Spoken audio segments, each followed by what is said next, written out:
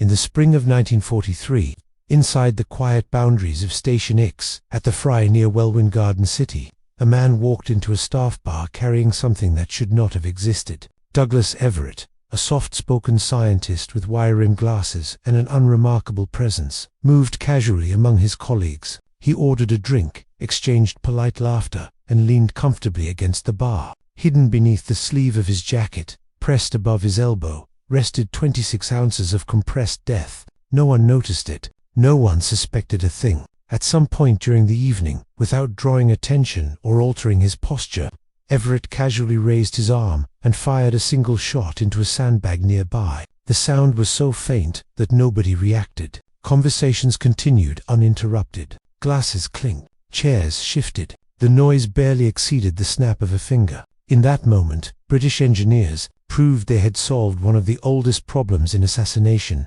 how to kill a man in a crowded room and walk away. Unnoticed, the weapon concealed in Everett's sleeve had done exactly what it was designed to do. It fired a .32 caliber round with almost no audible report. There was no visible weapon, no dropped casing, no sudden movement to draw attention. The device vanished back into concealment, as if it had never existed. The people around him remained unaware that anything had occurred at all. That moment, unnoticed and undocumented, marked one of the most extraordinary achievements in covert weapons engineering. Yet this weapon would never fire in combat. Only 3 examples would survive into the modern era, and despite its brilliance, it would remain one of the least understood creations of the Second World War. To understand why such a weapon was built, one must understand the nature of the war Britain faced by 1940 and 1941. Across occupied Europe, resistance networks operated under constant threat. Informers, collaborators, and Gestapo officers moved freely but rarely alone. High-value targets were protected by guards and shielded by crowded public spaces. Killing them was rarely the challenge. Escaping afterward was. Knives required proximity and left unmistakable evidence. Poison required access and patience and often failed. Conventional firearms created noise that summoned reinforcements within seconds. Even if an operative succeeded, survival afterward was unlikely. The problem was not lethality. The problem was discretion. British intelligence needed a method of killing that did not announce itself. A weapon that could function in a crowded cafe, on a busy street, or during a social interaction without exposing the assassin. A solution that left no trace, no sound, and no obvious source. That requirement gave rise to some of the most unusual weapons ever conceived. One of the earliest answers was the Welrod pistol, developed at the same research establishment that would later produce the sleeve gun.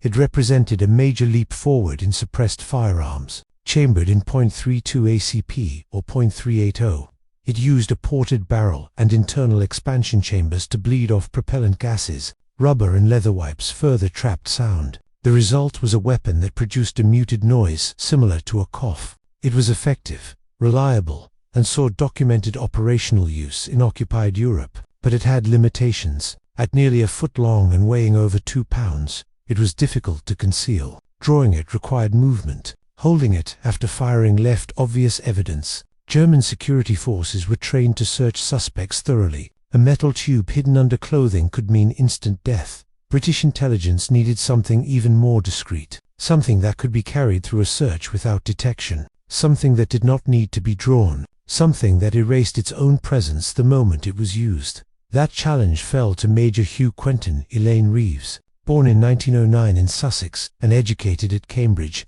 Reeves was one of the most gifted engineers at Station IX. His work touched nearly every unconventional weapon produced there, from the Welrod to the Welbike and the Wellman submarine. He understood that conventional firearm design could not solve this problem. The solution would require abandoning familiar forms entirely. Reeves began with the idea of removing every visual cue that identified a weapon. No grip, no trigger guard, no slide, no protrusions of any kind. The result was a simple cylindrical tube, slightly under 9 inches long and just over an inch in diameter. It resembled a small flashlight or metal rod, rather than a firearm. Inside, however, was one of the most advanced suppressor systems ever built. The weapon fired a .32 ACP cartridge, chosen because it remained subsonic when suppressed while still delivering lethal energy at close range. Gas from the fired round vented through precision ports into an internal expansion chamber.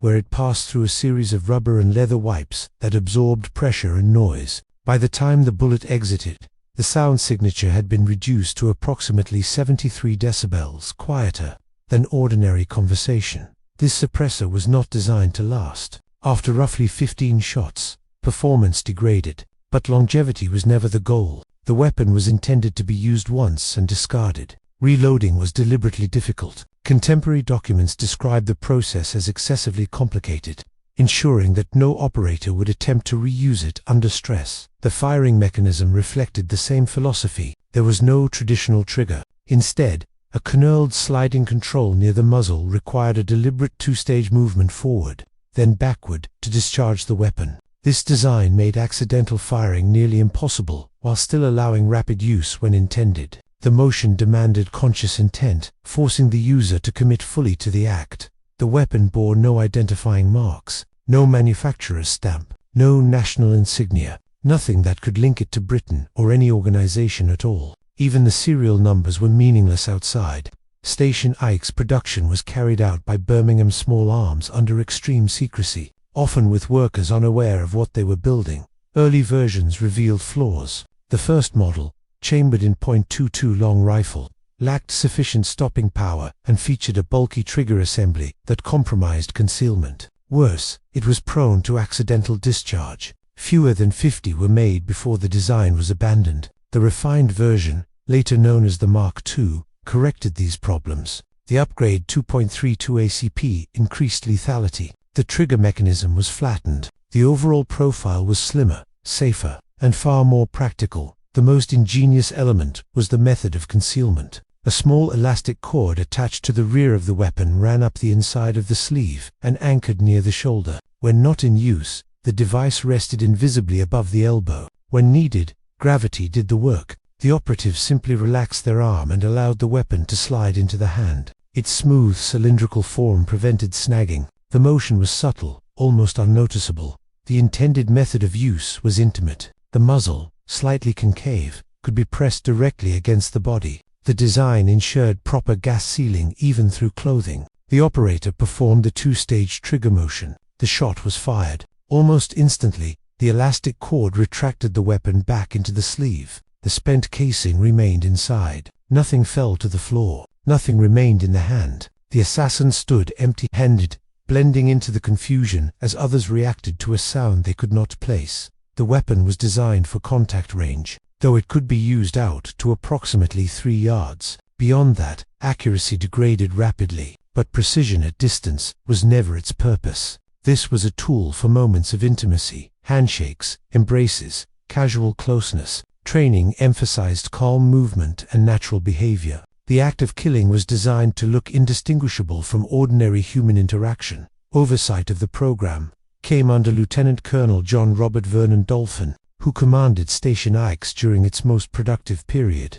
Under his leadership, scientists and engineers worked in an atmosphere of controlled experimentation. Ideas were tested quickly and abandoned just as fast. Among the many projects explored were remote-controlled pistols operated by cables concealed in clothing. Only a handful were produced, and even fewer were issued. Compared to these, the sleeve gun was elegant in its simplicity. Despite its sophistication, production remained extremely limited. Estimates suggest between 150 and 200 units were made. It was never intended for mass deployment. By the time the weapon was ready for operational use, the war had already begun to turn. Allied forces advanced across Europe. Occupied territories were liberated. The window for clandestine assassinations closed rapidly. That's a result.